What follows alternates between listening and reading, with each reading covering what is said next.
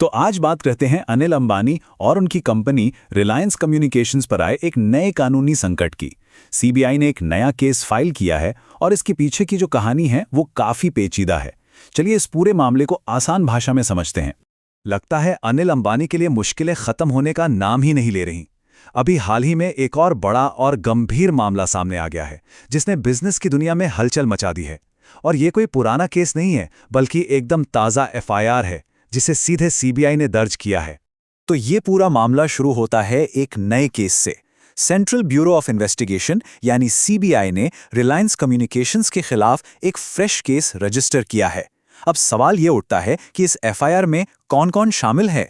अब देखिए, सीबीआई की एफआईआर में रिलायंस कम्युनिकेशंस और अनिल अंबानी का नाम तो है ही, लेकिन कहानी यहीं खत्म नहीं होती। इसमें अज्ञात लोक सेवकों और अज्ञात अधिकारियों का भी जिक्र है।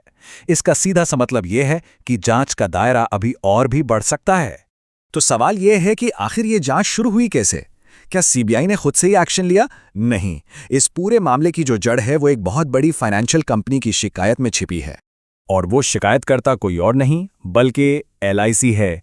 जी हां, life insurance corporation of India. अब जब देश की सबसे बड़ी बीमा कंपनियों में से एक खुद सामने आकर शिकायत करे तो मामला तो गंभीर हो ही जाता है। तो आखिर ये शिकायत है किस चीज को लेकर? यह मामला जुड़ा है करीब 4,500 करोड़ रुपए के एक ट्रांजैक्शन से। ये कोई छोटी मोटी रकम नहीं है। ये पैसा नॉन कन्वर्टेबल डिबेंचर्स के जरिए लिया गया था जो अब पूरी तरह से जांच के घेरे में है। और इस 4,500 करोड़ में से एलआईसी का ये कहना है कि उन्हें सीधा सीधा 3,750 करोड़ का नुकसान हुआ है। जरा सोचिए कितनी बड़ी रकम है ये, और यही इस पूरे केस का सबसे अहम पॉइंट है।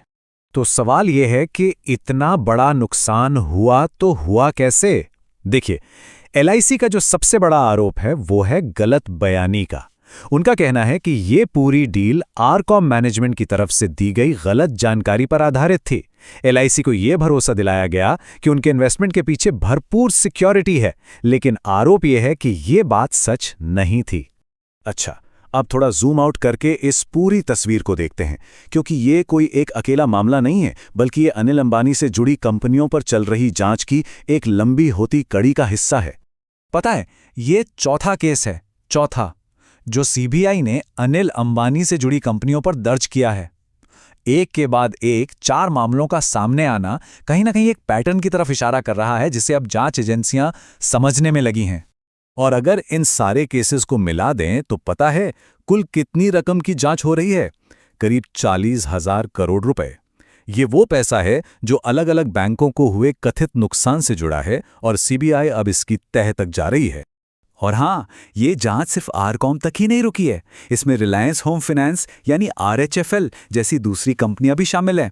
और सिर्फ सीबीआई ही नहीं, ईडी यानी एनफोर्समेंट डायरेक्टरेट भी इस मामले की तह तक जाने में लगी है, जिससे ये जांच और भी गहरी हो जाती है। चलिए अब आते हैं इस कहानी के सबसे दिलचस्प मोड़ पर, जहां एक तरफ है अनिल अंबानी का पक्ष और दूसरी तरफ वो एक बड़ा सवाल जो जांच एजेंसियों को परेशान कर रहा है और जो इस पूरे मामले का रहस्य है। अब देखिए, अनिल अंबानी की तरफ से जो दलील दी जा रही है वो ये है कि वो तो इन कंपनियों में डायरेक्टर थे ही नहीं, तो फिर कंपनी में अगर कुछ गलत हुआ तो उसके लिए उन्हें जिम्मेदार कैसे ठहराया जा सकता है। ये उनका ऑफिशियल स्टैंड है।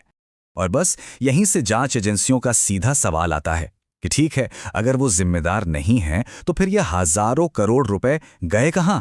पैसा आखिर गया कहां? एजेंसियों को शक है कि पूरा खेल कुछ इस तरह से हुआ। पहले तो कई बैंकों से लोन के रूप में फंड लिया गया, फिर उस पैसे को किसी तरह कंपनी से बाहर निकाला गया और आखिर में उसे घुमा फिराकर दूसरी रिलेटेड कंपनियों में डाल दिया गया। तो घूम फिरकर हम सब उसी एक सवाल पर आ जाते हैं जो इस पूरी जांच की जड़ है। वो सवाल जिसका जवाब हर कोई ढूंढ रहा है कि आखिर इस पूरे खेल का, इस पैसे का असली फायदा किसे मिला? अल्टीमेट बेनिफिशियरी कौन है? इसी एक सवाल के जवाब में इस पूरे केस का भविष्य छुपा है।